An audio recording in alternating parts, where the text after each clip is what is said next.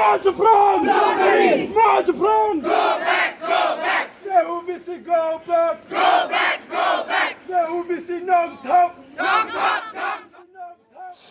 Ki Samla Pule ni hu menta ka janmiet ki la thang ya ki teng shop jong vice chancellor nang ta jong registrar bat ki wei ki he jong ka university ta ka jing dom bat ka jing bitar ya ki kambi an jong ki kan ni ka jing thang teng shop kalong hadien lais ngi bi ki Samla Pule ki la penlong ka jing ya khi da ka bator shaka office jong vice chancellor pan jing pen shai bat haba kim hun ki la penlong ka jing sha Thngan hakmat ka office jong vice chancellor kinong kren ha ka jingalang ha ka jaka Shah Thngan kila ong bawat hapdeng ka jing Shah Thngan ki Samla Pule bat hapdeng ka jing Pluh ka university vice chancellor udang don por ban let le book fair bat let kren chikilat pathai khubor ka ba pen I bo khen snap ye ki jing e ba ki Samla kila pen pa Since the day we started this agitation, this demonstration towards the administration, precisely towards the Vice Chancellor and the Registrar. So actually I would like to tell you all that I am using this microphone. The reason is I'm not in a position to speak it out loud like the way I usually do. So please bear with me.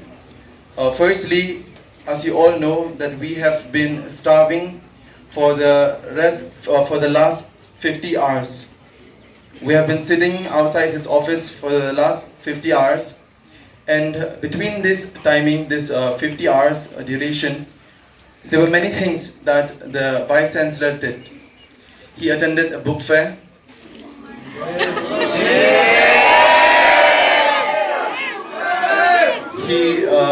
He even had a time to go and give a press conference about the situation in our university.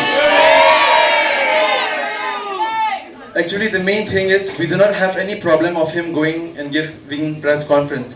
But the reason is, if the university is burning, if the students are on hunger strike, if there's a problem in your family, instead of addressing it within the family, does it really make sense to go and save your reputation outside? He could have at least come back right after the press conference and discuss the matter with us. He would have at least, saved some of our time.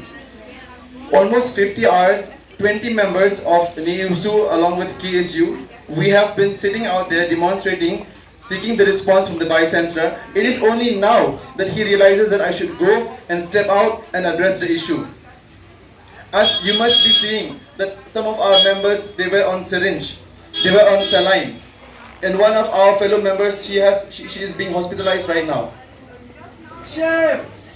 Given the fact that all this kind of happenings is taking place in our university, and let me tell you all, this is the first time that such a huge amount of support from the students community we are gathering, and we totally respect you all. We know that all of you have the consciousness that it is a high time for us to act right now.